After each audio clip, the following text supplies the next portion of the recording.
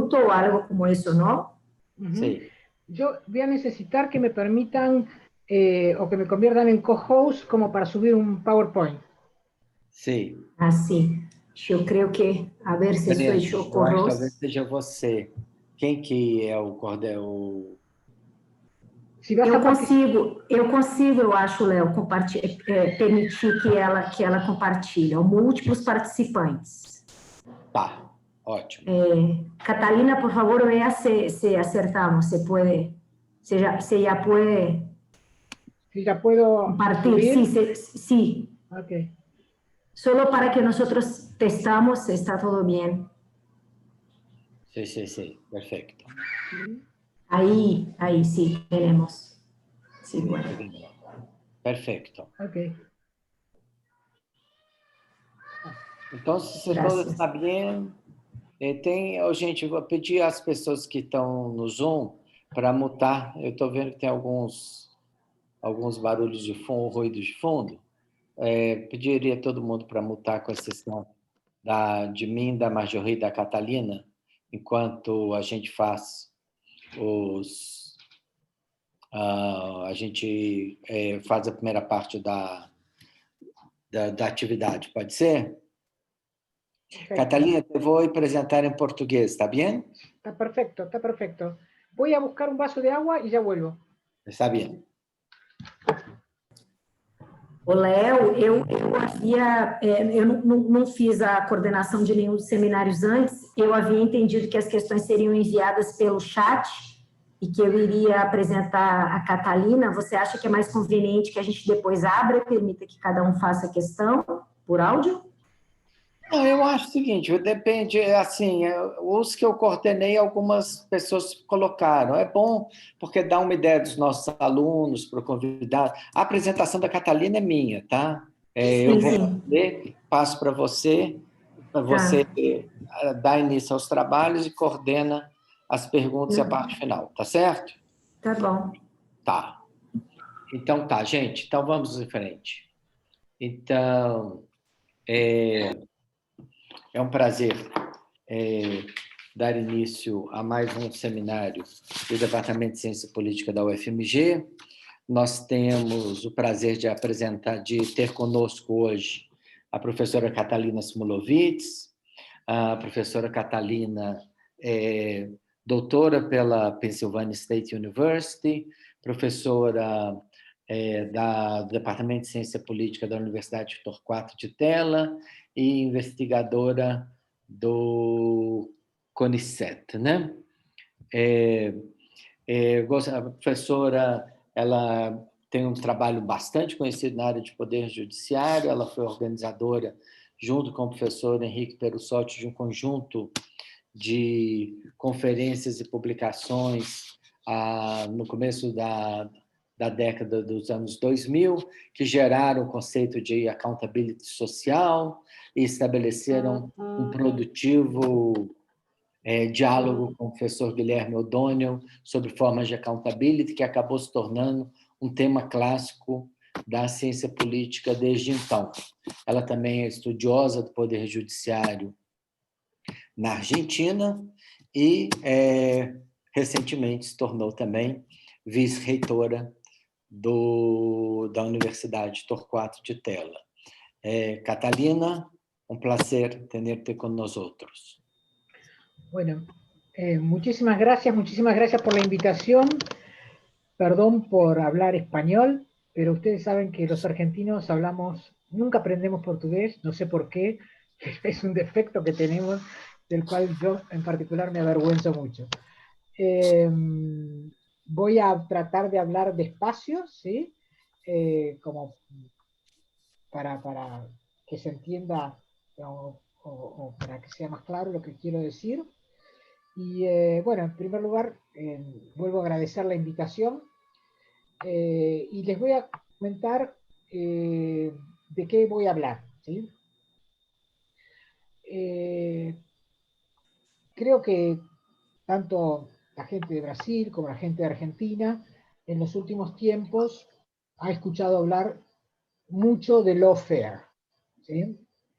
Y lawfare se convirtió en una palabra que se usa en cierta forma como un insulto, ¿sí? Como algo que descalifica cualquier tipo de procedimiento que utiliza mecanismos o instrumentos judiciales. En particular, procedimientos e instrumentos judiciales en el ámbito de la política. Si bien este es un fenómeno relativamente reciente, ¿sí? Y ocurre notablemente en países como Argentina, Brasil, ha ocurrido también en Bolivia, en Ecuador, el fenómeno como tal, digamos, es uno de los argumentos que voy a hacer, no es un fenómeno, uno, que se restrinja a estos países, y vamos a ver, en todo caso, qué características tiene y bajo qué condiciones opera.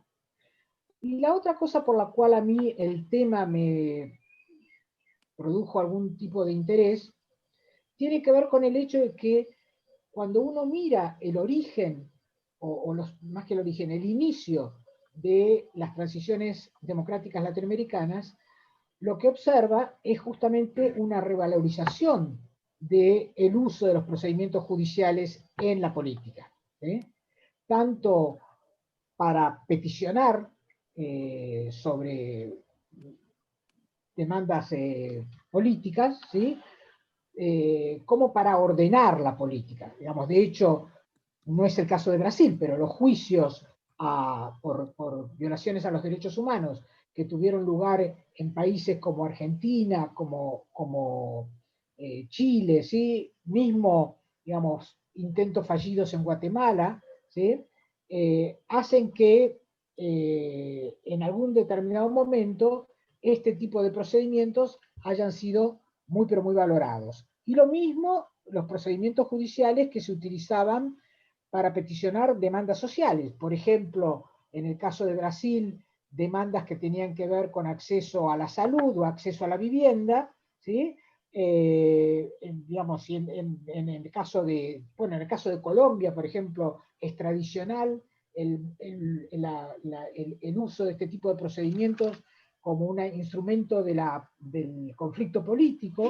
Digamos, lo mismo se podía ver en los conflictos ambientales, ¿no? Entonces, en ese contexto, digamos, a mí me surge la pregunta, ¿qué pasó?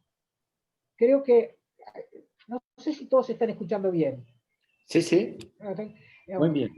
En ese contexto surge la pregunta, entonces, ¿qué pasó? ¿Qué pasó para que un instrumento que era altamente valorado en el inicio de las transiciones democráticas en América Latina, de pronto se convirtió en una mala palabra y en un fenómeno particularmente criticado, digamos, por su intencionalidad política, por el uso espurio o mal uso de procedimientos, etcétera, etcétera? Entonces, este es en cierta forma el origen de mi pregunta, digamos, ¿qué pasó con esto? ¿Sí? Digamos, ¿cómo hicimos este tránsito de un lado a otro? Voy a ir compartiendo, perdónenme, espérenme un ratito. Vamos.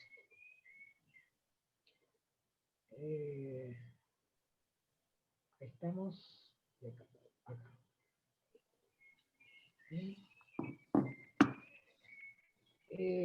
Entonces, digamos, lo que quiero conversar en todo caso con ustedes en el día de hoy es el desarrollo que está teniendo una investigación que está en curso, ¿sí? No es una investigación terminada, es una investigación que está en proceso, está relativamente avanzada, ¿sí? Es un proyecto que incluye a, digamos, muchos países latinoamericanos, no solamente Argentina, Brasil y Panamá, que van a ser como los tres casos sobre los cuales voy a hacer algunos comentarios en el día de hoy, ¿sí? Pero, digamos, quería ponerlo en contexto, ¿sí? Básicamente, digamos, esta pregunta acerca de bajo qué condiciones o qué es el lawfare, ¿sí? Ocurre en un conjunto de países latinoamericanos. De hecho, como van a ver el próximo, digamos, en una de las próximas filminas, ¿sí? Digamos, hay 15 países en América Latina donde alguna de las partes, ya sea el acusado o el acusador, dice que hay lawfare, ¿sí? Dice que hay lawfare. Digamos, eso por un lado. Son todos casos, yo me concentro en casos que involucran a presidentes, ¿sí? Por supuesto, los casos de lawfare y las acusaciones de lawfare también en muchos casos involucran a funcionarios de menor, digamos, jerarquía que los presidentes, pero, digamos, a los fines de recortar el objeto de estudio, me concentro en el caso, digamos, en los casos de los presidentes, ¿sí? Quiero decir que en todo caso el problema del lawfare, que ha sido de reciente aparición en el caso latinoamericano, es uno de los, digamos, es como el último problema que ha aparecido en relación al uso de la ley, ¿sí? Hasta ahora los problemas que eran mencionados como que, digamos, surgían a partir de, digamos, la utilización de la ley en, digamos, los conflictos políticos o en la política, uno clásico, ¿no es cierto?, es la sustitución del voto popular por la decisión de los jueces y el riesgo contramayoritario, por así decirlo. El otro tema, digamos, que ha surgido, que está relacionado con el lawfare y que se mantiene, y en cierta forma hasta uno podría decir es una condición, digamos, necesaria para la aparición del lawfare, son los procesos de politización de la justicia. Y otro problema que también tradicionalmente se mencionaba, y en el caso particular de Brasil se mencionaba notablemente, era el efecto socialmente regresivo de ciertas decisiones judiciales. Por ejemplo, digamos, en el caso de Brasil hay muchos estudios, seguramente ustedes los conocen, sobre el efecto regresivo que tienen, digamos, algunas decisiones judiciales sobre política de salud, en la medida en que daban prioridad a cierto tipo de tratamientos, o, digamos, más caros, sino de atención primaria, o quienes podían acceder a este tipo de, digamos, juicios, y no, digamos, sectores más empobrecidos.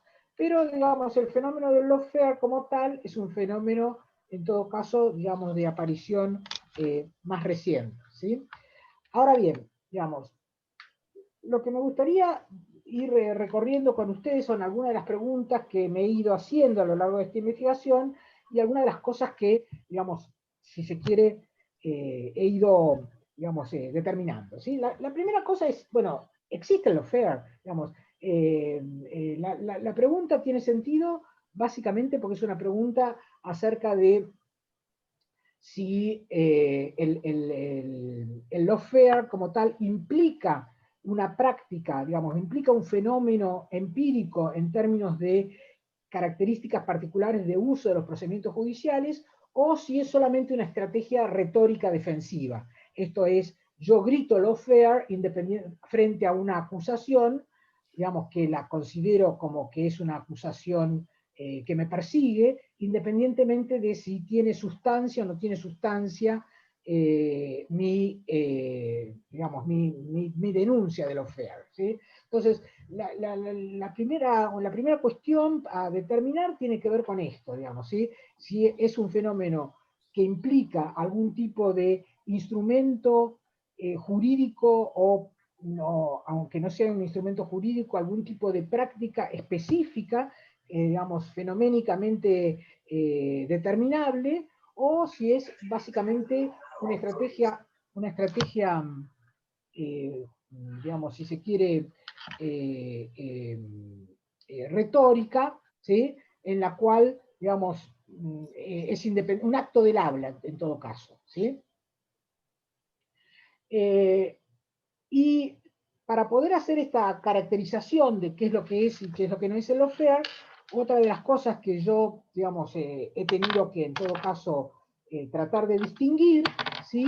Es cuáles son los instrumentos que utiliza el lawfare, cuáles son los instrumentos y los medios que utiliza el lawfare, en particular, qué mecanismos o qué herramientas jurídicas, si es que efectivamente existe tal cosa, digamos, que utiliza el lawfare, si persigue algún objetivo político particular, ¿sí?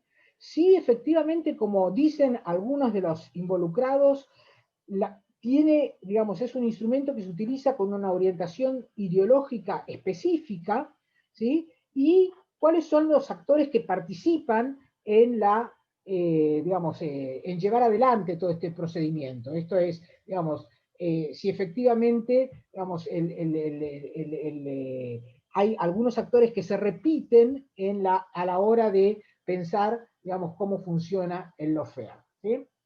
Una de las grandes dificultades que presenta este tipo de estudios es el hecho de que, digamos, actualmente todavía es un concepto muy partisano, ¿sí? Es un concepto que está en el medio de grandes conflictos entre partidos, lo cual hace muy difícil, en muchos casos, tener una, digamos, lectura más conceptual del fenómeno sin que, digamos, la discusión no sea visualizada como una discusión más partisana que del orden de la sociología jurídica, ¿sí? Y esto lo tengo que decir porque, digamos, digamos, es un concepto sobre el cual es difícil hablar por estas razones, ¿sí? Ahora bien, antes de empezar en particular con el caso latinoamericano, digamos, es probable que algunos de ustedes ya sepan que este es un concepto que en realidad en su origen, ¿sí? Digamos, es un concepto que es utilizado básicamente por digamos, el sistema de seguridad norteamericano en particular por las Fuerzas Armadas norteamericanas, pero con un sentido absolutamente distinto al cual el concepto adquirió después en América Latina, ¿sí? Es un concepto que aparece aproximadamente a mediados de los años 70, de 1975, digamos, hice la primera referencia que hay del concepto en los Estados Unidos, en la literatura de seguridad americana, ¿sí? La corriente, digamos, las áreas de International Security en los Estados Unidos, y que básicamente, digamos, hace referencia a la utilización de procedimientos y argumentos legales legítimos para alcanzar objetivos militares, ¿sí?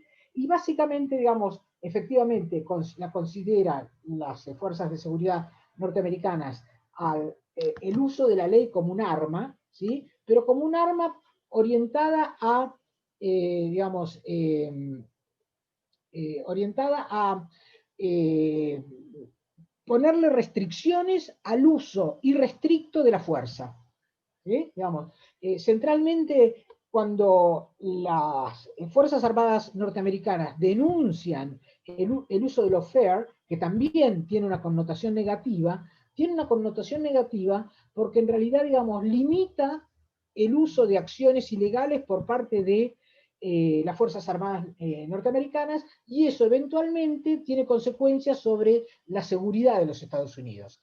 Esto digamos, si se lee toda la literatura, por ejemplo, Dunlap digamos, y todos los autores militares que escriben sobre esto, van a ver que digamos, esta literatura es una amenaza a la seguridad nacional por este motivo, porque, digamos, impone restricciones digamos, a la forma de actuar de las fuerzas norteamericanas, ¿sí? Ahora bien, ¿en qué difieren estas dos formas de pensar el lawfare? Digamos, cuando el concepto llega a América Latina, ¿cómo se transforma? ¿Sí? Digamos, básicamente el concepto se transforma, digamos, y acá yo les hice un pequeño cuadro sinóptico para subrayar las diferencias, ¿sí?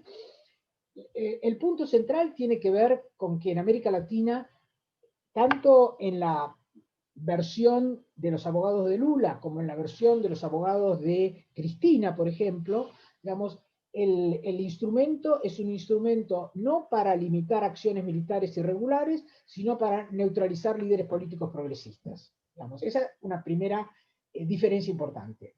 La segunda diferencia muy importante es que, si bien tanto en el caso anglosajón como en el caso latinoamericano la opinión pública pasa a ser muy importante, esto es, el lawfare se dirige a conquistar la opinión pública, el medio a través del cual lo intentan conquistar, en el caso anglosajón son medios legales regulares que se utilizan para mostrarle a la opinión pública que se está violando una norma, y en el caso latinoamericano son medios legales irregulares que se estarían utilizando para conquistar a la opinión pública. ¿Sí? En el caso de quiénes son los que activan el lawfare, quién es el agente social del lawfare, ¿sí? En el caso anglosajón son ONGs, NGOs de derechos humanos y abogados, ¿sí? Que supervisan, si se quiere, las acciones militares. En el caso, digamos, latinoamericano, son partidos y actores políticos y sociales de derecha que activan jueces y medios de comunicación para producir este efecto, digamos, sobre la opinión pública. En el caso anglosajón son conflictos militares, en el caso latinoamericano básicamente son conflictos no militares. ¿Sí? Por lo tanto, ven que hay una importante transformación del concepto en el viaje del norte al sur. ¿Sí? No hay ningún problema con eso, solamente que, digamos, cuando se utiliza la palabra lawfare en el contexto anglosajón, quiere decir una cosa muy distinta a el sentido que adquirió el término en el contexto latinoamericano. Esa es una cosa a tener en cuenta, digamos, y estas diferencias me parece que son relevantes. ¿Sí? La otra cosa por la cual el tema me parece que es importante de observar, tiene que ver con que, digamos, la aparición del lawfare plantea un problema a cómo se controla la legalidad de los actos gubernamentales, cómo se hace accountability, digamos, horizontal, sobre todo de los actos gubernamentales. Porque efectivamente, digamos, una de las consecuencias que ha tenido el hecho de que se impugne, digamos, el carácter arbitrario de algunos procedimientos, o cuando aparece la denuncia del lawfare como un acto del habla, como una defensa retórica, es que lo que en muchos casos aparece es que lo que se impugna in toto, ¿sí? En su totalidad, es cualquier forma de control horizontal de los actos de gobierno. ¿Sí? Lo cual, digamos, esto nos obliga a distinguir, en todo caso, digamos, por lo menos 4 situaciones distintas en las cuales el control de la legalidad de los actos gubernamentales podría llegar a ocurrir a través de procedimientos regulares o irregulares, a través de procedimientos que sean estrictamente retóricos o no, y procedimientos de control horizontal de los actos de gobierno en el sentido más tradicional, digamos. ¿Sí? Entonces, el riesgo central que tenemos cuando el lawfare abarca, o el concepto de lawfare, el uso partisano del concepto de lawfare abarca todo, es que perdemos un elemento muy importante, digamos, para la sustentabilidad de las democracias liberales en cualquier lugar del mundo, que es el control de los actos gubernamentales. Y por lo tanto, hacer este tipo de distinciones y evaluar bajo qué condiciones efectivamente hay lawfare como procedimiento y como uso de procedimiento irregular, como, digamos, acto del habla o, digamos, un control horizontal legítimo de los actos de gobierno, pasa a ser un elemento central si uno quiere mantener, digamos, viva, si se quiere, una de las características que tienen los gobiernos en las democracias liberales, que es que los gobernantes también están sometidos a la ley. ¿Sí? Entonces, por eso es importante establecer este tipo de distinciones y observar efectivamente en los casos si esto sucede o no sucede. ¿Sí? Para tener un poquito de perspectiva. ¿Sí? Desde el año 1980 hasta la fecha, ¿sí? Las, digamos, persecuciones, ¿sí? Perdón, se me escapó. Las persecuciones, los procesamientos por corrupción a jefes de Estado, presidentes, ¿sí? En América Latina subieron notablemente. Digamos, ustedes pueden observar aquí, ¿sí?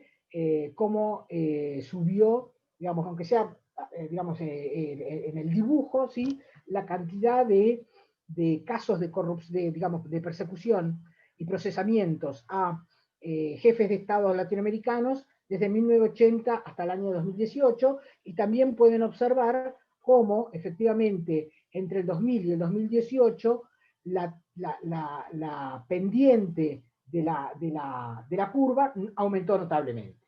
¿Sí? La otra cosa que también pueden observar en este otro gráfico, ¿sí? Digamos, el rojo digamos, es procesamientos, el azul es cantidad de acusaciones y el violeta son, digamos, sentencias o condenas. ¿Sí?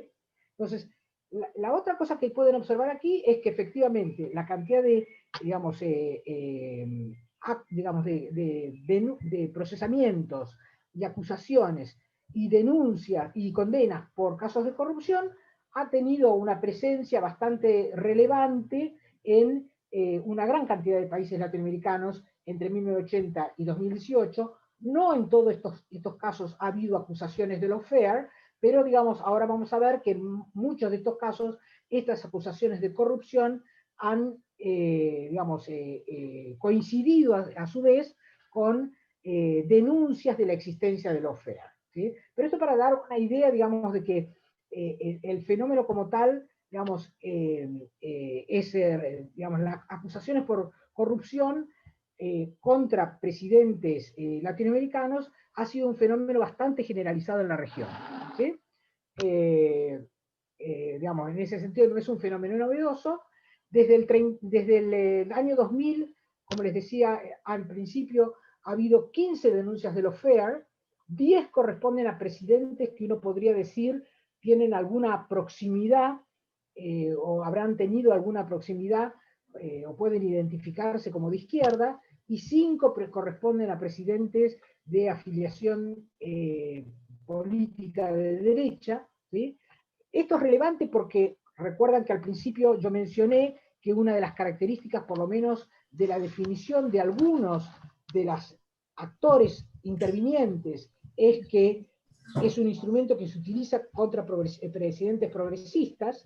En todo caso, una de las cosas para ver, digamos que yo les pongo, digamos, más adelante, es si una de las cosas para ver es si efectivamente se utiliza contra presidentes progresistas como un acto digamos, que implica irregularidades procesales, y quizás son los presidentes de derecha los que utilizan el argumento del lawfare como un argumento de defensa retórico, digamos. Esa sería otra alternativa, digamos, que uno podría ver, ¿sí? Pero lo que, digamos, en principio lo que uno observa es que de los 15 presidentes, en las 15 presidencias donde, digamos, el presidente o sus abogados han denunciado la existencia de lawfare, su orientación política, digamos, si bien hay digamos, una mayor cantidad de presidentes de izquierda, digamos, que tiene que ver en cierta forma con la década, si se quiere, del typing, digamos, del giro a la izquierda de América Latina, digamos, también ha habido algunos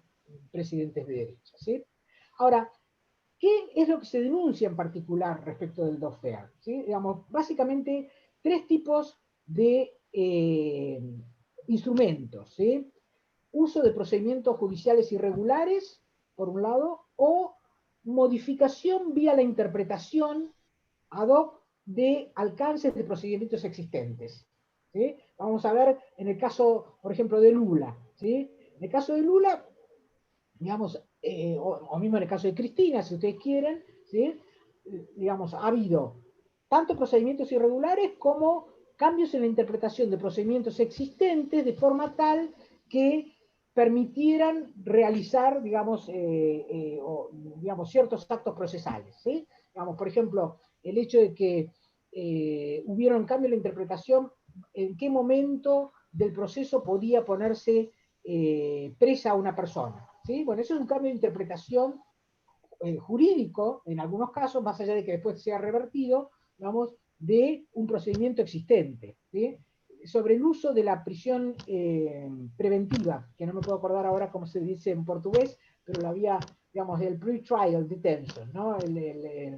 Acá, digamos, seguramente me van a ayudar en la traducción de ese instrumento. ¿Sí? Vamos. Entonces, una de las cuestiones es el uso de procedimientos judiciales irregulares. Después vamos a ver todos los procedimientos irregulares que se han utilizado. ¿Sí? Por ahora lo estoy digamos, mencionando como a grandes rasgos.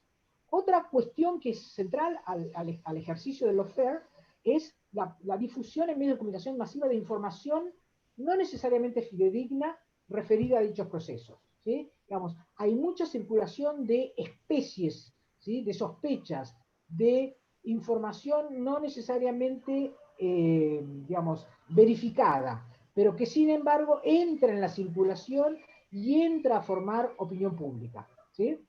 Y también la otra cosa que, digamos, ha caracterizado a muchos de estos procesos de lawfare es el uso de información, de inteligencia, no necesariamente obtenida a través de medios lícitos, y también, digamos, la difusión de esa información, ¿sí? Como verán, los tres elementos han sido muy característicos, digamos, tanto en el caso de algunos de los juicios contra Lula, digamos, o algunas de las causas contra Lula más que los juicios, ¿sí? Algunas de las causas contra Cristina, ¿sí? Y también han sido denunciadas, y su existencia, digamos, no necesariamente ha ocurrido, en otros casos, como en el caso de Panamá, por ejemplo, ¿sí? Donde hay también un presidente preso, ¿sí? Sigue preso, de hecho. Entonces, perdón. Entonces, eh, eh, eh,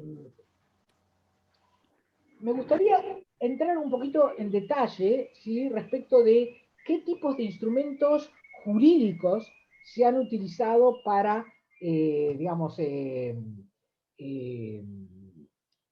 digamos, para llevar adelante, digamos, el lawfare, ¿sí? O qué tipo de irregularidades jurídicas se han producido, ¿sí?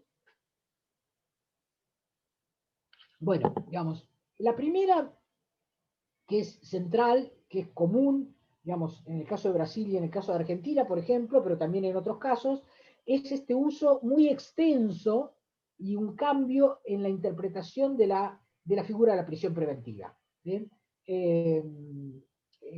Leonardo o Marjorie, ¿cómo se dice prisión preventiva? ¿Ustedes saben cómo se dice prisión preventiva? Preventiva, es lo mismo. Ok, está bien. Digamos, esto es una cosa que vale la pena señalar en el siguiente sentido, digamos. Perdón, estoy acá toqueteando los botones y están haciendo cosas que no quiero que hagan. Como ustedes saben, la prisión preventiva es de un uso absolutamente desmedido en toda América Latina. ¿Sí? Si uno, digamos, todos los países de América Latina tienen denuncias ante la Comisión Interamericana de Derechos Humanos por el uso abusivo de la prisión preventiva. Toda la criminología crítica ha mostrado en forma extensa cómo el uso de la prisión preventiva se utiliza básicamente como un instrumento de control social y de, digamos, inhabilitación de sectores populares o sectores peligrosos, si ustedes quieren, ¿sí?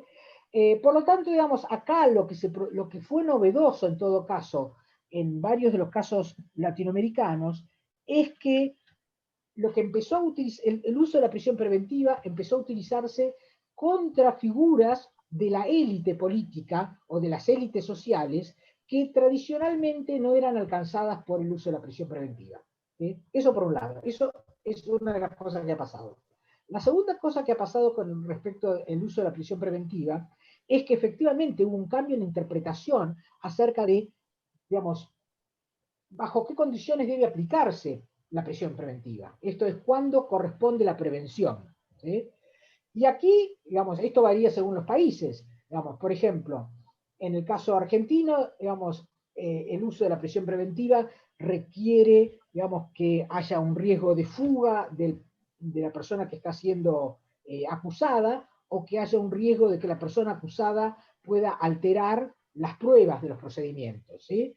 En el caso brasilero, digamos, ¿sí? Una de las condiciones para el uso de la prisión preventiva tenía que ver con el hecho de que, digamos, tenía que pasarse por ciertas instancias del proceso antes de que alguien pudiera perder la libertad. ¿Sí? Bueno, esos cambios en la interpretación han hecho que, tanto en el caso de Lula, digamos, ¿sí? En el caso de Cristina no llegó a producirse la prisión preventiva porque ella tenía fueros parlamentarios, pero sí le alcanzó a otros miembros de exfuncionarios de su gobierno que no estaban alcanzados por esas, digamos,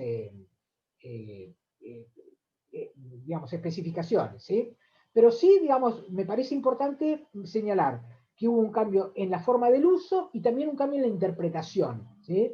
Ahora, de un instrumento que en realidad es de uso muy generalizado en toda América Latina, ¿sí? En toda América Latina. En todo caso, después si aparece podemos buscar las cifras, pero para darles una idea, digamos, hoy por hoy, en la provincia de Buenos Aires, aproximadamente el 70% de las personas que están presas en las cárceles de la provincia de Buenos Aires no tienen condena firme. ¿Sí? Digo, para tener una idea, digamos, de que es un fenómeno. Lo excepcional es sobre quién empezó a usarse, no el uso de la prisión preventiva. ¿Sí? La otra cosa que empezó a pasar, digamos, ¿sí? Es que ha habido desplazamiento, traslado de jueces a través de procedimientos controvertidos. ¿Sí? Por ejemplo, en el caso argentino, donde hay el procedimiento para nombramiento de jueces es un procedimiento muy lento, ¿sí? Se trasladó, digamos, por un procedimiento que acaba la Corte de volver a revisarlo, ¿sí? Por un procedimiento bastante discutible, a jueces de un juzgado a otro, y esos jueces, previamente a su traslado, habían mostrado en otras causas cierta orientación en la forma que podían llegar a fallar sobre causas de corrupción. ¿Sí? Ahora bien, otra vez, este desplazamiento o traslado de jueces a través de procedimientos controvertidos en algunos casos, por ejemplo, si uno va al caso argentino, digamos, no es una cuestión que solamente ocurrió frente a estos casos. De hecho, hay, digamos, aproximadamente unos 70 jueces que están bajo esta situación, algunos que habían sido previamente, digamos, trasladados por estos procedimientos, ahora cuestionados en el periodo de Cristina, otros en el periodo de Néstor, otros en el periodo de Menem y por supuesto otros en el periodo de Macri. ¿Sí? Por lo tanto, digamos, no es que no ha habido desplazamientos controvertidos y no es que, digamos, estos jueces efectivamente no hayan mostrado previamente una cierta orientación que, entre comillas, garantizaba o podía, digamos, indicar cómo iban a fallar. ¿Sí? Pero, digamos, el punto es que el procedimiento o el que se estaba utilizando era un procedimiento que venía en uso, ¿sí? Y que en todo caso se agudiza. ¿Sí? Otro tema, digamos que en el caso digamos, de Brasil, ¿sí? Ustedes conocen bien la discusión entre los jueces entre Curitiba y Sao Paulo respecto de quién, digamos, la jurisdicción o quién tenía competencia sobre el caso, ¿no es cierto? Ha habido muchas discusiones sobre competencia y estas discusiones sobre competencia, digamos, las instancias superiores tendieron a fallarlas, tanto en el caso argentino como en el caso brasilero, en favor de jueces que eventualmente tenían un tratamiento menos favorable o que uno podía sospechar que iban a tener un tratamiento menos favorable respecto de las causas que tenían en consideración. ¿Sí? Por lo tanto, efectivamente, otra de las denuncias que aparece tanto en muchos de estos casos es esta discusión sobre cuáles son los tribunales que tienen competencia para discutir el caso, ¿sí? Y en realidad, digamos, lo que surge inmediatamente es el tema de, digamos, por qué las instancias superiores rechazaron durante un periodo extenso, ¿sí? Los recursos iniciados respecto de este tipo de irregularidades y que empezaron a fallar, digamos, a revertir sus fallos tanto sobre el tema de prisión preventiva, como sobre traslado de jueces, como sobre competencia, una vez que cambió la orientación política. De hecho, digamos, en el caso de Brasil, ustedes, digamos, saben, digamos, no necesito seguramente aclarárselos a ustedes, que ha habido algunas reversiones de tribunales superiores respecto de decisiones anteriores, tanto de competencias como de digamos, prisiones preventivas que en momentos anteriores no habían sido atendidos. El problema de la colusión, ¿sí?, entre funcionarios judiciales, ¿sí?, que sería la denuncia de, digamos, en el caso de Brasil, de Intercept, ¿no?, respecto de, digamos, la colusión entre el juez Moro y el fiscal, ¿sí?, o entre, digamos, los miembros del equipo de Curitiba y el juez Moro, ¿sí?, es una denuncia que ha ocurrido en otros casos también, ¿sí? Ahora, digamos, lo que ha pasado con muchos de estos casos de lawfare es que nos ha hecho mirar irregularidades que venían ocurriendo en forma sistemática, ¿sí? Porque fíjense que todo lo que vengo mencionando hasta ahora ocurría, ¿sí? Y de hecho la colusión entre funcionarios judiciales también ocurría, ¿sí?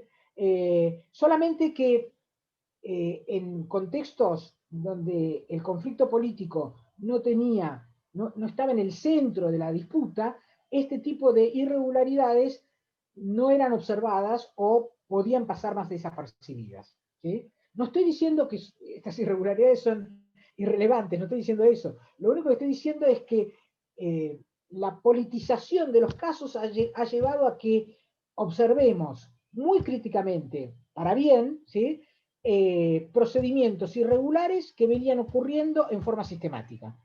¿Bien? Lo mismo respecto del tema de, digamos, la utilización de pruebas débiles o de dudosa procedencia, esto es, obtenidas a través de medios poco claros, ¿sí? Y, otra vez, la obtención de información a través de procedimientos irregulares, ¿sí? Digamos, todas estas cosas que acabo de mencionar ocurrieron en la Argentina, ocurrieron en Brasil y está por verse, digamos, es parte de la investigación que tengo que hacer en todos los países de América Latina, en qué medida ocurrieron, ¿sí?, en el resto de los países de América Latina. ¿Sí? La otra cosa, digamos, esto por un lado. ¿Sí? La otra cosa que, bueno, acá tienen, digamos, la otra cosa que quiero mencionar es, estas son, digamos, como las 10 causas que yo pude determinar, quizás ustedes me pueden ayudar y diciéndome, te olvidaste de mencionar esta u otra, de las causas que yo pude determinar que se abrieron contra Lula. ¿Sí? Varias de ellas, digamos, han sido, continúan bajo investigación, en algunas ha habido condena, pero en primera instancia, motivo por el cual ha sido liberado, en algún caso ha habido una anulación de causa por falta de pruebas, ¿sí? Pero, digamos, lo que también es importante notar es que varias de ellas continúan aún en instancia de investigación, más allá de que es probable que por una serie de razones de orden técnica de la investigación, es poco probable que esas investigaciones terminen avanzando, ¿sí? Qué sé yo, digamos, en algunos casos, como en los casos de sobornos de Odebrecht, hay tanta discusión con poderes judiciales como el argentino respecto de si se pueden enviar esas pruebas o no se pueden enviar esas pruebas, que es probable que esas causas eventualmente no avancen, ¿sí? Y también la otra cosa que uno puede mencionar es que, por ejemplo, solamente para mencionar 3 causas donde yo tengo determinadas algunas denuncias de irregularidades, ¿sí? Digamos, ¿sí? Digamos, el caso más, digamos, notable de irregularidades, en el caso de Lula, es lógicamente el caso del triplex de Guarujá, donde, digamos, hay todo este tipo de denuncias de violaciones o de irregularidades, ¿sí? Pero si ustedes ven, digamos, si vayamos al caso de Cristina, ¿sí? Digamos, en el caso de Cristina también tenemos 13 causas, ¿sí?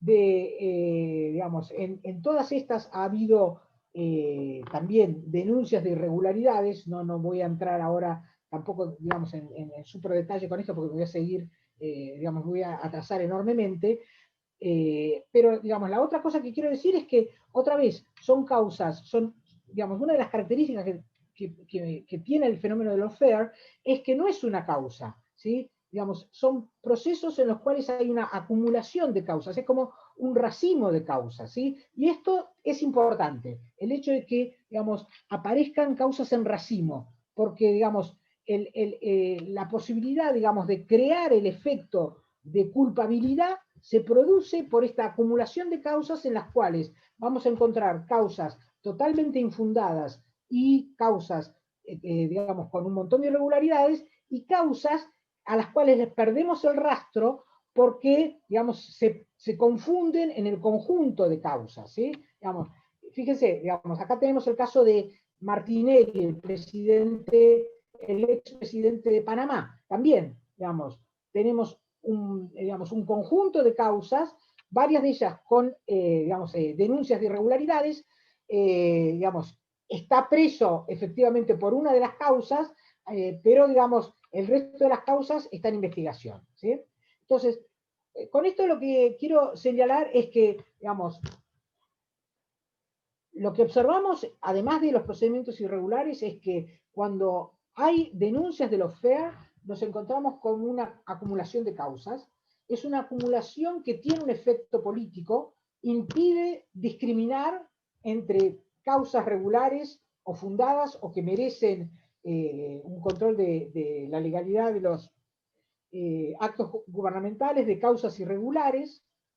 El otro consecuencia de la acumulación de causas es que, como son causas muy complejas, ¿sí? Vamos, no son fenómenos claros y distintos, obligan inevitablemente al uso de expertos, ¿sí? Al uso de expertos interesados que expliquen, ¿sí? Entran en escena periodistas, entran en escena abogados, ¿sí? Y eso hace que, digamos, la interpretación de las causas empiece a pesar más que, digamos, la causa en sí. Digamos, es una forma del framing, de framing de la opinión pública, por lo cual, digamos, ya deja de ser una discusión judicial para pasar a ser una discusión estrictamente de opiniones políticas, ¿sí? Digamos, y el otro de los problemas es que se ensucia, digamos, la discusión de tal forma que no hay forma de determinar, ¿sí?, cuáles son las causas que efectivamente son regulares y cuáles son las causas que termina impugnado. Todo el procedimiento termina impugnado, ¿sí? Si ustedes me preguntan, digamos, no voy a hablar de Lula, voy a hablar de Cristina, digamos, ¿sí? No, si ustedes me preguntan en este conjunto de causas, bueno, en este conjunto de causas contra Cristina, efectivamente, digamos, la causa, lo que se conoce como la causa del dólar futuro, la causa memorándum entendimiento de Irán, la causa de las cartas, etcétera, etcétera, son causas que no tienen ningún tipo de fundamento jurídico. Ahora, hay otras causas y que es más discutible, ¿sí? Y por lo tanto, digamos, parte del problema del lawfare es que nos, impide, ¿sí?, el ejercicio del control horizontal, porque el conjunto de la acusación queda involucrado en, este fenómeno, ¿sí? Después vamos a ver, en todo caso, si esto es así adrede o no es adrede. Yo veo que me pasé en el tiempo, digamos. Si me tienen que parar, por favor me paran y vamos a otra cosa, ¿sí? Pero, digamos, voy a ir un poquito más rápido, ¿sí? ¿Cuáles son mis hipótesis, sí? Mis hipótesis respecto de bajo qué condiciones se produce el lawfare, más allá de los instrumentos y demás, es que este es un fenómeno que emerge en situaciones de alta polarización afectiva y alta polarización de élites, y, digamos, o en presencia de los dos tipos de polarización, ¿sí? Parte del problema es que no tenemos muy buena información respecto de lo que se conoce como polarización afectiva, ¿sí? Tenemos que utilizar proxies para América Latina respecto de polarización afectiva que nos permitan comparar, ¿sí? Pero, digamos, por ejemplo, si uno mira, en el caso de Brasil, ¿sí?, la encuesta del Comparative Electoral Survey, ¿sí?, digamos, que dice en qué medida un votante intensamente dislike, no, sé, no le gusta. Si el PT, fíjense que efectivamente como del 14 al 18 aumenta la oposición contra el PT, ¿sí?, digamos, la oposición al PT, digamos, como tal, ¿sí? Digamos, y entonces uno podría suponer que efectivamente la polarización afectiva o la existencia de polarización afectiva es particularmente relevante. ¿Por qué yo creo que es particularmente relevante la existencia de polarización afectiva para entender la ocurrencia del lawfare? Básicamente porque la polarización afectiva lo que hace, ¿sí? Lo que hace es, digamos,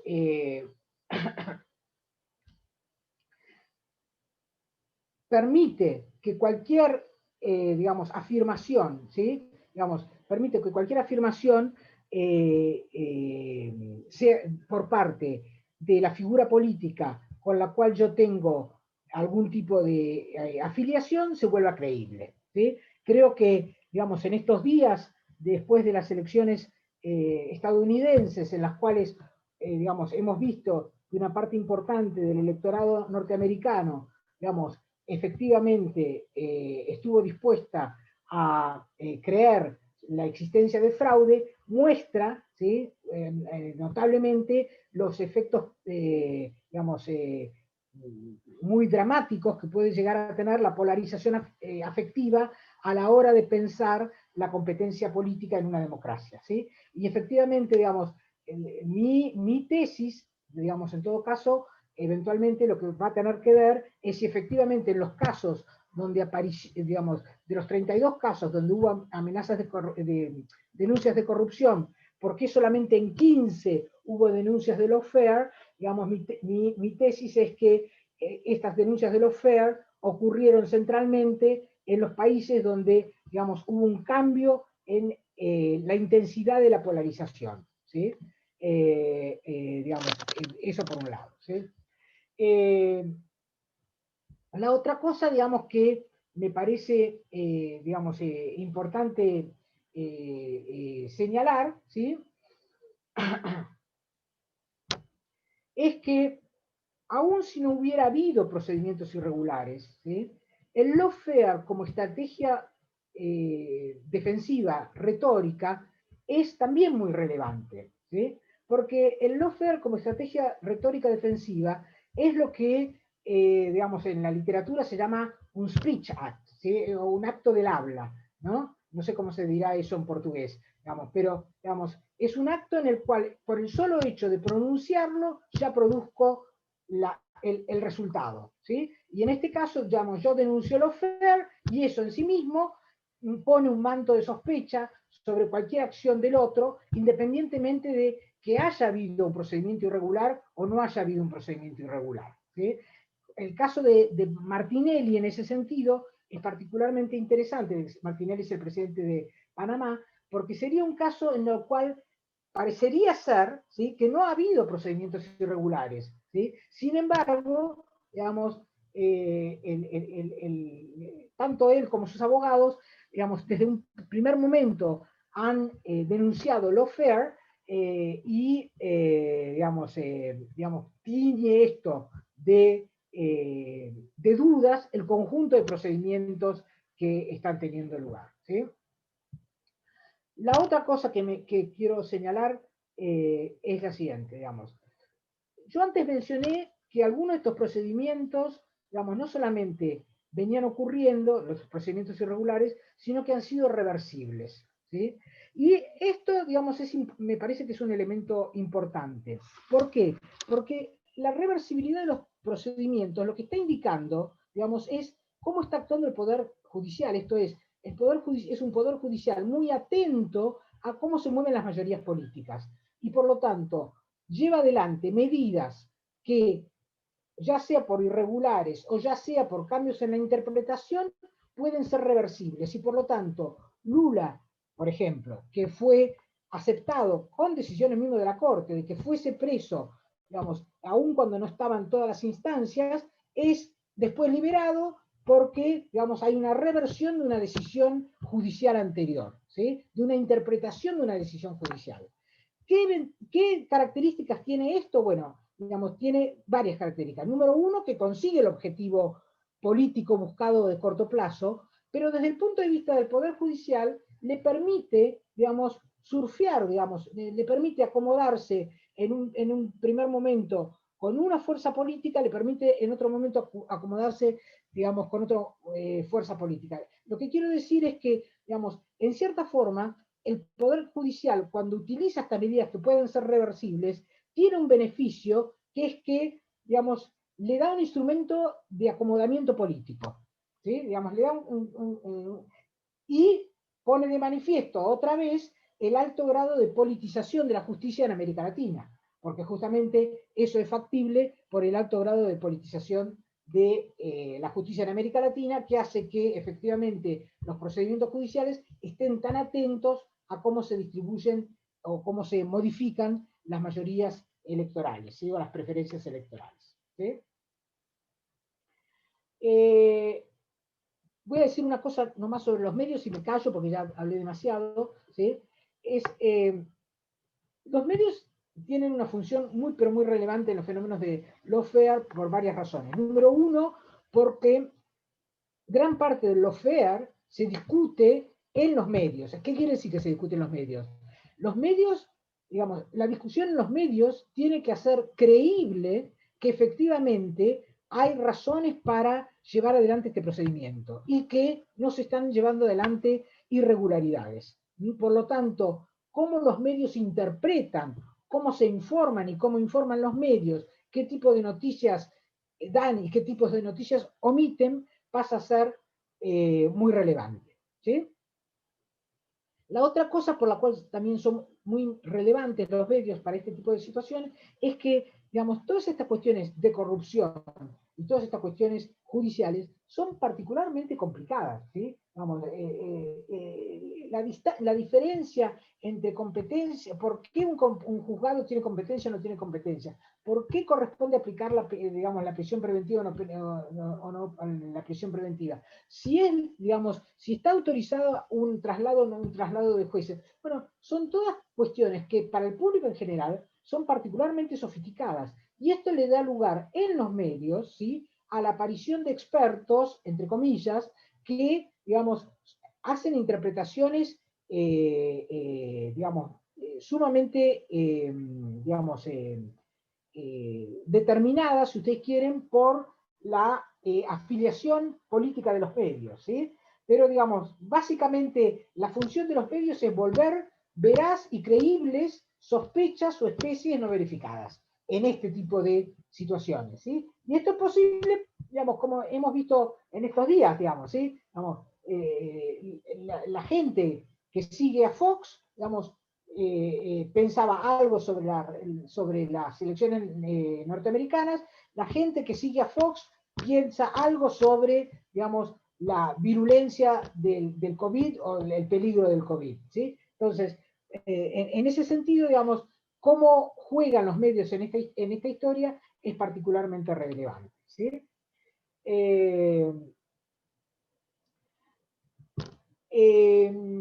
Y, digamos, no sé si digamos, continuar, digamos, y no abrir un poquito hacia preguntas. Creo que este es mi último slide, ¿sí?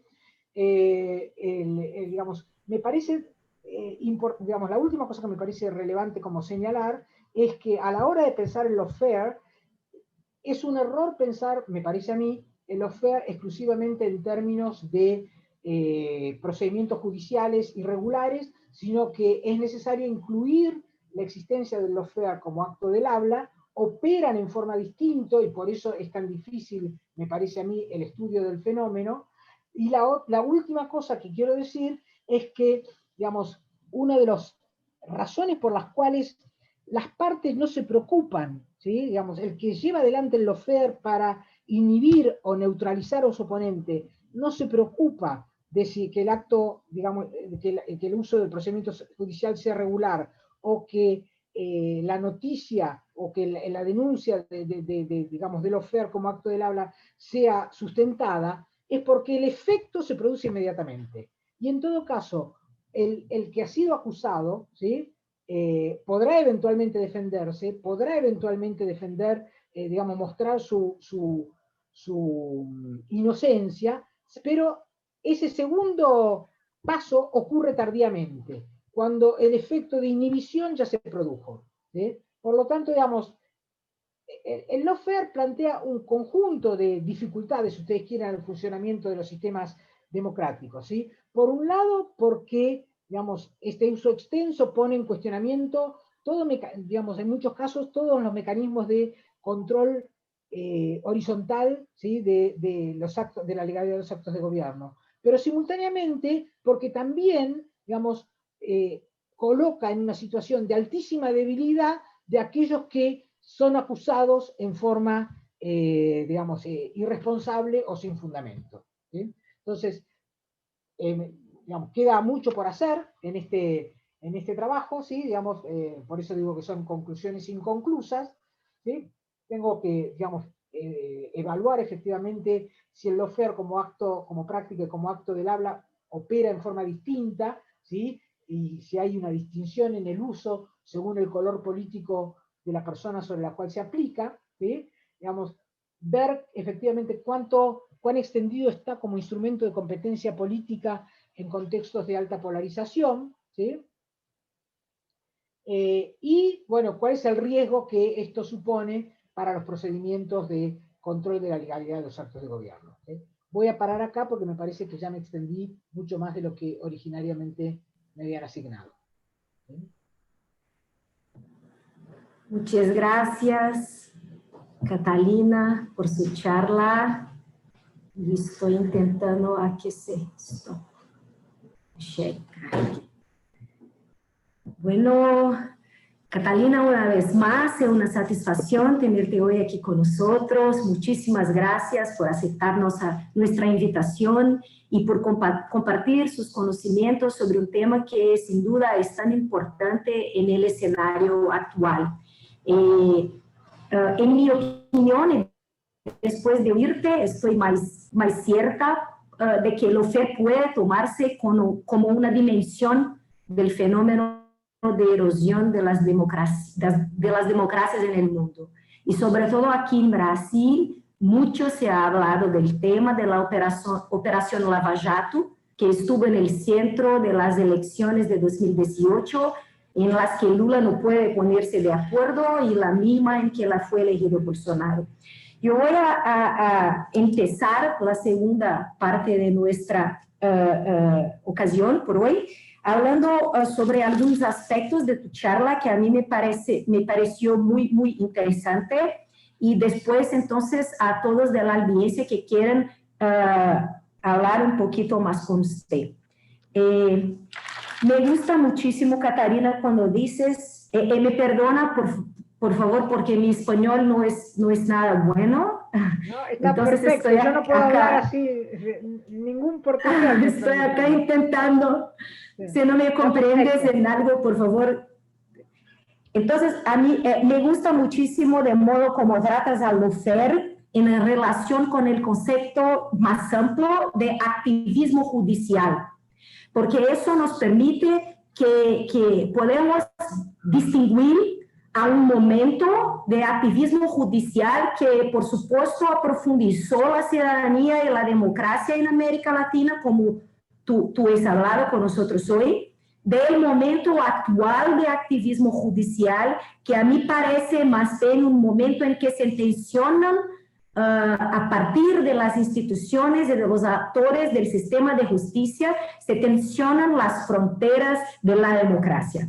Entonces son dos momentos que a mí me parecen muy distintos, como dos dimensiones de un mismo fenómeno, que es el activismo judicial, y por eso que me parece muy importante que se articulen los conceptos de activismo judicial con el lawfare. También pienso que es muy importante que nosotros podamos distinguir las cuestiones que están vinculadas con la estructura, la institucionalidad que permite el activismo y además la dimensión de la agencia. Estamos ahí en la dimensión de la agencia hablando a respecto de la identidad de los actores, las orientaciones de las élites judiciales. De modo como comprendo el activismo judicial nosotros estamos hablando de dos dimensiones que se interrelacionan. Cuando se piensa el caso de Brasil, muchos son los cambios institucionales que permitieron que se empezase con un activismo que profundizaba la ciudadanía y que ahora vivemos un activismo que de facto tensiona con la democracia. Sin los cambios institucionales no podríamos presupor que llegaríamos hasta donde estamos hoy en términos de activismo judicial. Entonces, yo creo que es muy importante y tu charla nos muestra cómo es importante que hagamos caso de las dos dimensiones, la institucional y también la dimensión de la agencia. En la dimensión institucional, me gusta muchísimo, gustaría muchísimo de comprender acerca del uso del timing en el proceso judicial, de timing, porque a mí me parece que los jueces, por supuesto, otros actores judiciales movilizaron el timing del proceso con distintos diferentes objetivos. Por fin, una cuestión acerca de la polarización política. Yo creo, no sé, es algo que quiero compartir para oírte, pero muchas veces creo que la politización de la justicia es muy diferente de la partidarización de la justicia. No me gustaría supor que los actores judiciales están de pronto vinculados a partidos y por tanto actúan para que esos partidos salgan de su camino o algo como eso. Pero eso no implica en decir que no hay politización de la justicia. A mí parece que los actores judiciales, a ellos les interesa, antes de todo, que amplíen su propia capacidad institucional, que amplíen sus recursos para hacer el lobby, para que puedan ampliar su capacidad, su legitimidad perante la opinión pública. Entonces, por eso que el contenido de ese voluntarismo político, el contenido del activismo político es móvil, es como que en un momento para que pueda estratégicamente ampliar la capacidad institucional, se vincula el activismo al derechos sociales, se vincula el activismo a aprofundarse la ciudadanía, bien, así se va. Pero si en otro momento la cuestión es la corrupción, y esa es la vía por medio de la cual los actores judiciales van a ampliar su capacidad institucional, entonces ahí todos se miran para el combate de la corrupción. Entonces, por esta razón que gustaría de oírte un poco más, porque pienso que esta es una reflexión que puede relacionarse con la idea de la politización política, los contextos políticamente polarizados, como que inducirían que los actores actuasen a partir de temáticas como estas, pero en verdad que no necesariamente que quieren avanzar con un partido o con otro partido. En verdad que o que quieren es ampliar su propia capacidad de mantener sus recursos, su estatus, de todo eso. Entonces, mucho gusto oírte, son breves comentarios y ahora creo que podamos, profesor Leonardo, no sé si pretendes hablar algo o si pasamos a la audiencia. Pasamos a los alumnos, los profesores. Entonces, sí, tenemos algunas cuestiones en el chat, pero yo creo también que si quieren, se pueden abrir los audios de... Bueno, hay una cuestión de Gustavo. Uh-huh.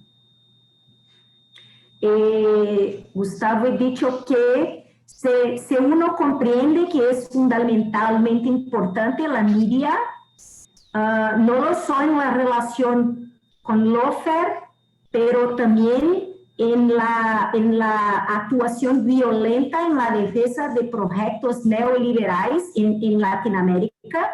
Le pregunta si no sería central que el papel de las políticas de regulación de los medios, las cuales son aplicadas de modos tan cuestionables, se no debería ser seriamente tomadas en cuenta, las políticas de regulación de los medios.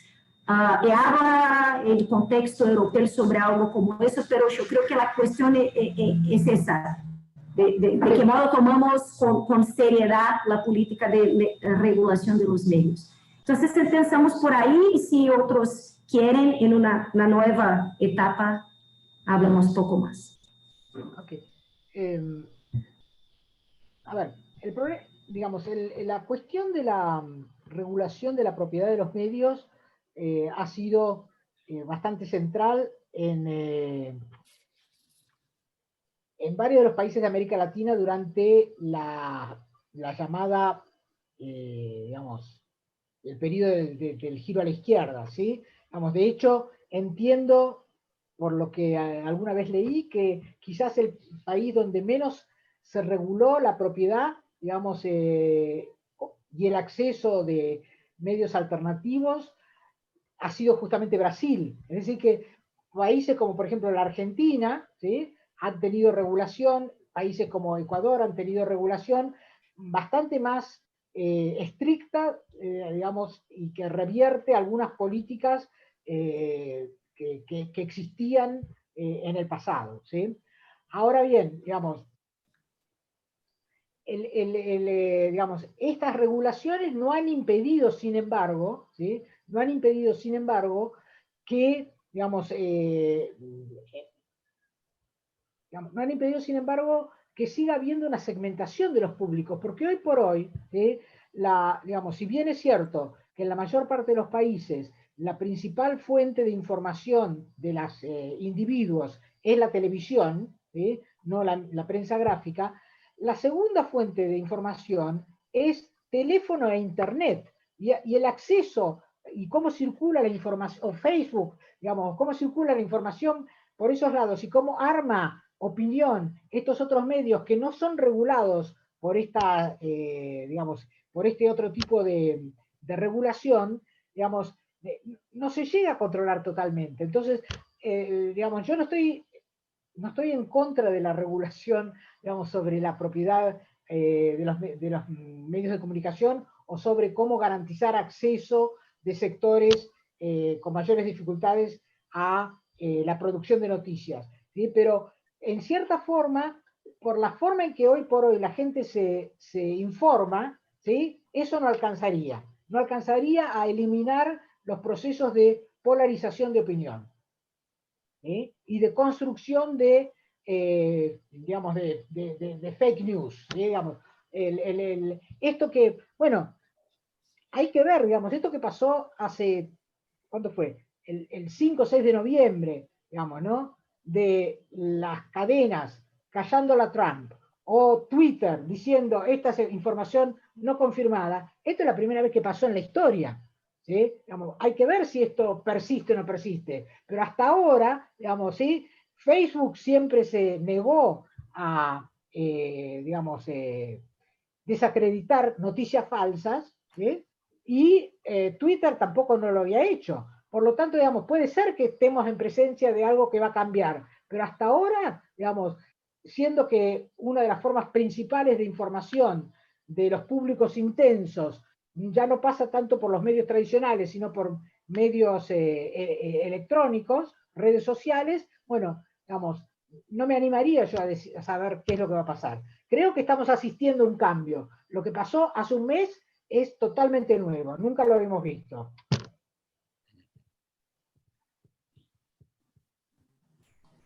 Catalina, tenemos dos preguntas más, una de Florencia y después Yuli.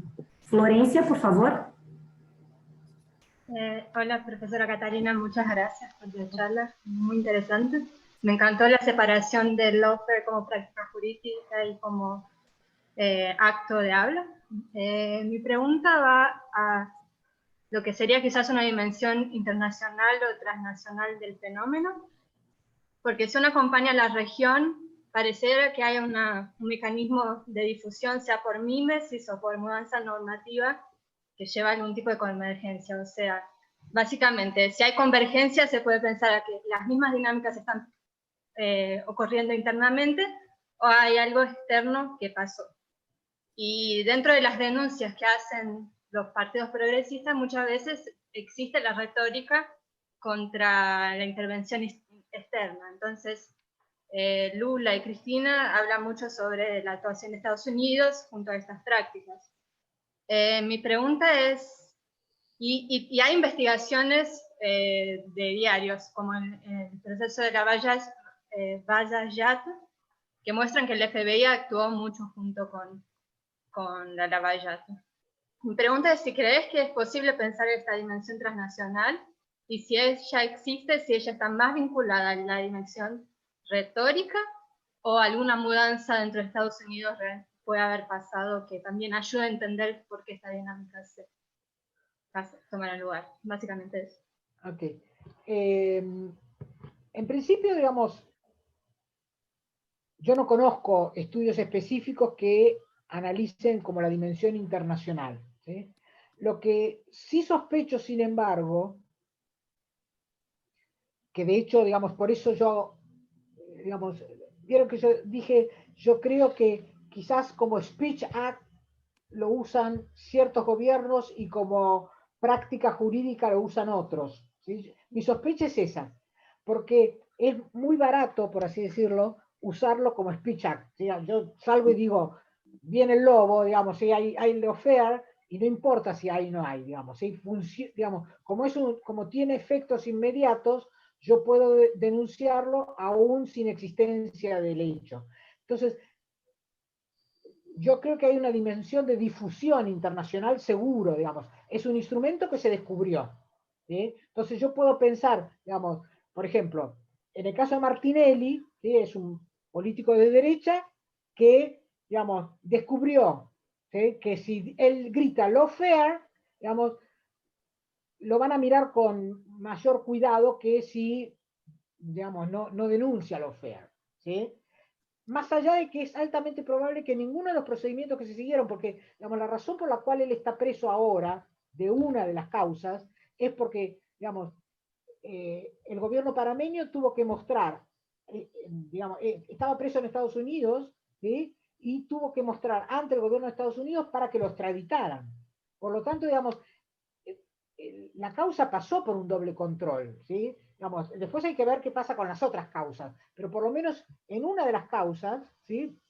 No solamente intervino el Poder Judicial panameño, sino también intervino el Poder Judicial americano antes de una extradición, por lo cual hay que suponer que, digamos, no quiero decir que el Poder Judicial americano funciona de maravilla, lo que estoy diciendo es que por lo menos hubo dos poderes judiciales de dos estados que tuvieron que observar los procedimientos, ¿sí?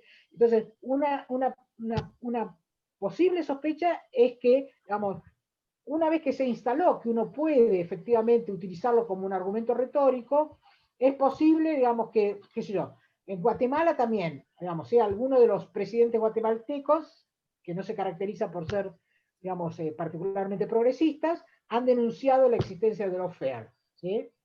Frente a casos de corrupción. Bueno, uno podría suponer que es una estrategia defensiva, por eso, digamos, pero bueno, como les dije, no está terminada la investigación. Entonces, una de mis hipótesis tiene que ver con que como acto del habla se utiliza en ciertos contextos, como práctica jurídica se utiliza en otros contextos. Pero no lo sé, digamos, es una sospecha fuerte nada más por ahora. Yuli y después Leonardo. Hola, profesora Catalina, muchas gracias por esa charla que fue maravillosa. Creo que es un tema importantísimo, un tema contemporáneo.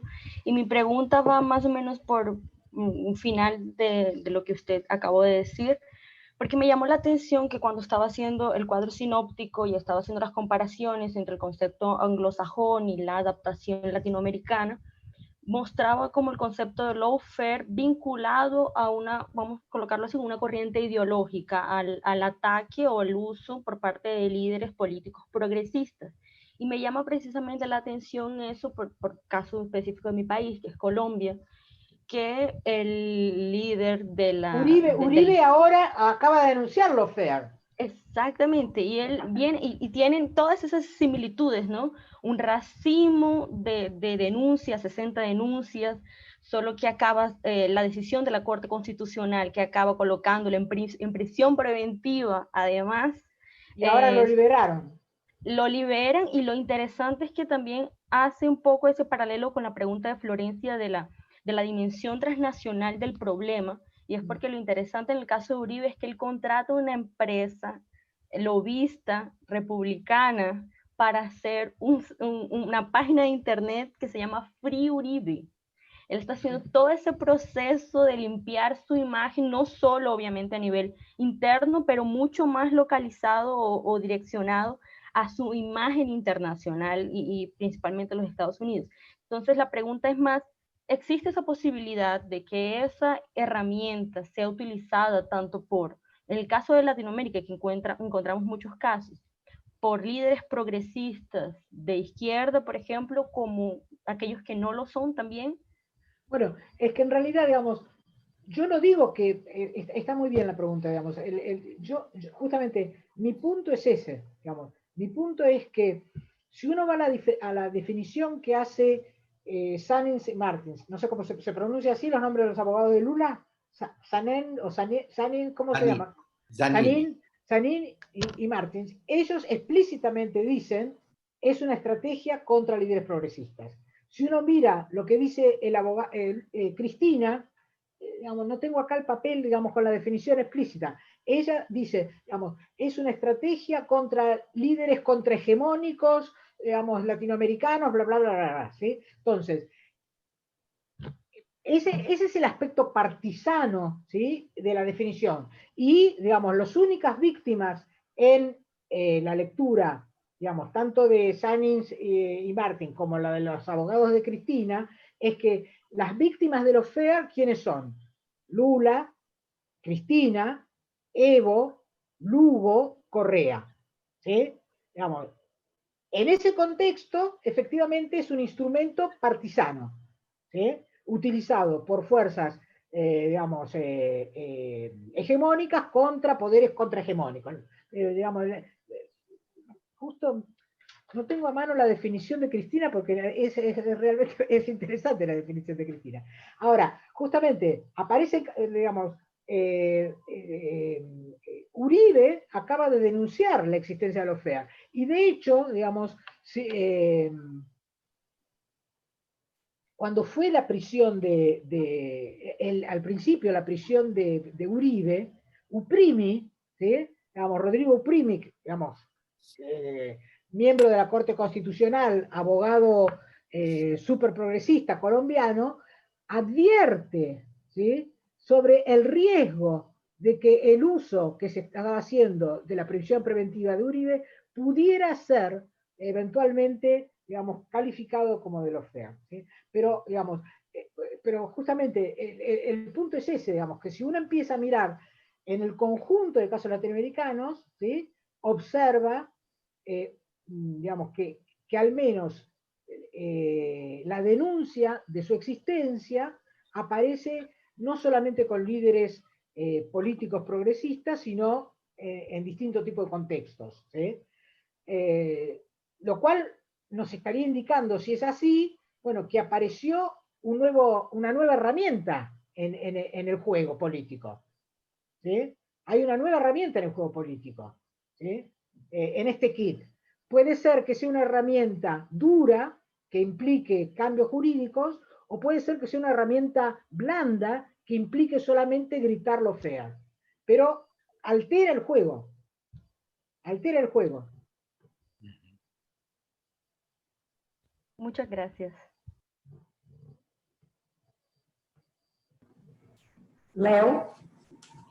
Catalina, una cuestión que me parece que sería interesante también desarrollar en la discusión sobre el lawfare es derecho de defensa, o sea, las características del derecho de defensa en cada uno de los países y su relativización.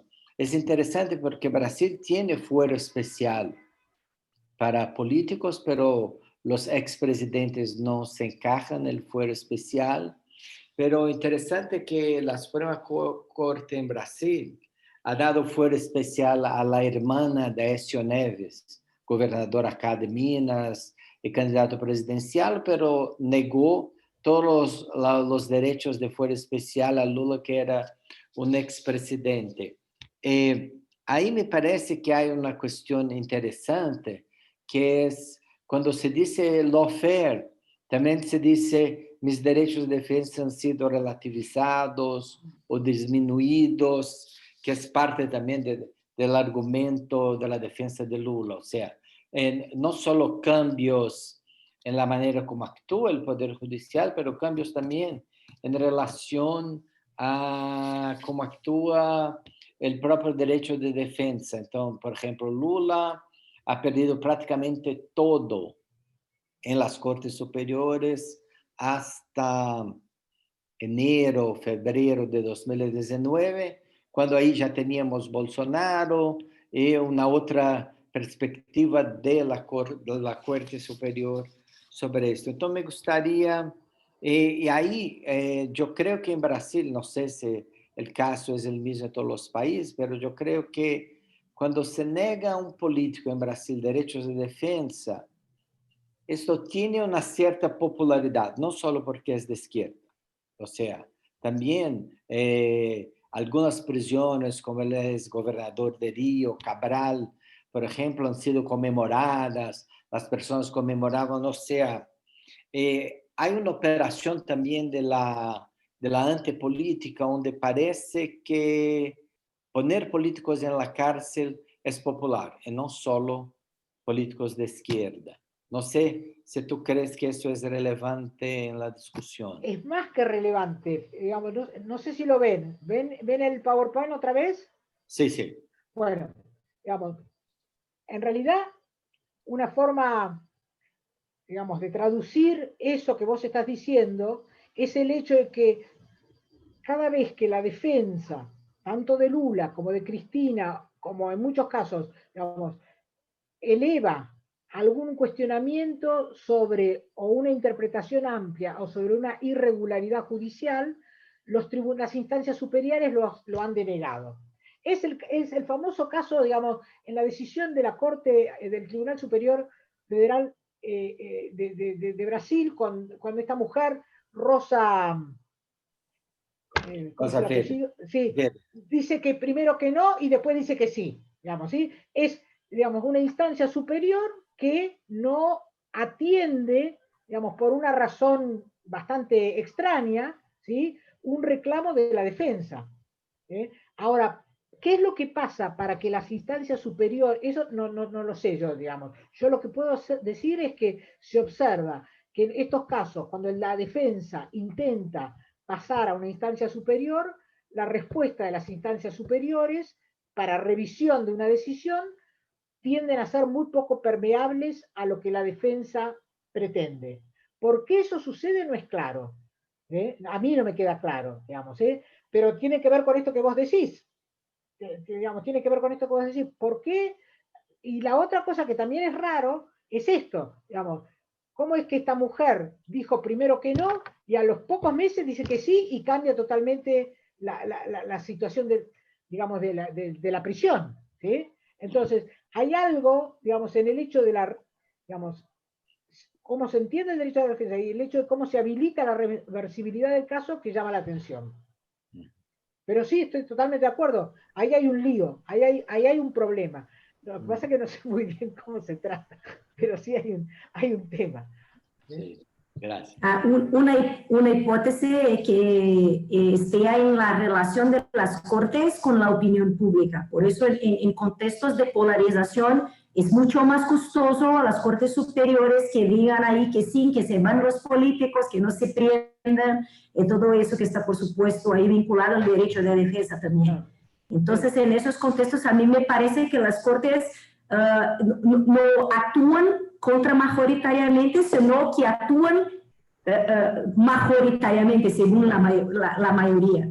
La misma mayoría que es forjada por los medios y por la opinión pública y manipulada por la operación. Entonces, es que, pero, digamos, bueno, pero con la ventaja que pueden revertirlo, digamos. Por eso, a mí me parece, digamos, que parte de la clave del ejercicio del lawfare tiene que ver con el hecho de que, como postergan la decisión final, fíjense, digamos, no hay ninguna condena definitiva. En ninguno de los casos que hablamos no hay condenas definitivas, en ningún caso. ¿Qué quiere decir? Que la decisión que se tomó, digamos, en el momento de auge de Bolsonaro, por ejemplo, ¿sí?, puede ser revertida en el momento en que Bolsonaro caiga. Lo mismo en el momento de auge de Macri, se tomaron ciertas decisiones que ahora están siendo revertidas.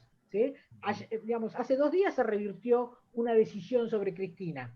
¿Sí? Entonces, a mí me parece que el lawfare opera, digamos, es factible porque la decisión, porque no hay condena definitiva, que le permite al Poder Judicial acompañar, surfear a las preferencias mayoritarias. Es horrible, pero es sí, lo que sí. Sí. Y con inmensa autonomía funcional, los jueces se pueden, a cada juez es como una persona individual, y se puede hacer, uno así, otro va después y vuelve, como eso. Bueno, muchas gracias, Catalina. Una vez más, mucho gusto tenerte aquí con nosotros hoy. También a todos que estuvieran con nosotros, alunos, professores que acompanharam hoje a fala da professora Catalina Smulovitz. Léo, obrigada também por me ajudar aqui na condução e na organização dos trabalhos, e a gente então vai ficando por aqui. Obrigada. Gracias, Catalina. Muchas gracias por la invitación. Gracias.